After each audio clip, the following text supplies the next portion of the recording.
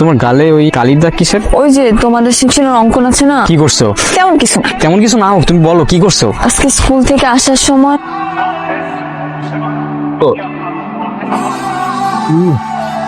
রাগ করে না তো, বাসায় গিয়ে মুখ ধুলে চলে যাবে। এখন আমি যাই, সন্ধ্যা হলে মা আবার বকবে। আচ্ছা তুমি সাবধানে যেও, আর কোনো ঝামেলা হলে আমার জানাও, ঠিক আছে? আচ্ছা চল। কই? অঙ্কন রে মারতে। কেন, ও আবার কি করছে? ও রুহির গায়ে কলম দিয়ে দাগ দিছে। মানে ওর এত বড় সাহস কোত্থেকে? চল, পরে না মারতে পারলে এখন আমার শান্তি হবে না ভাই।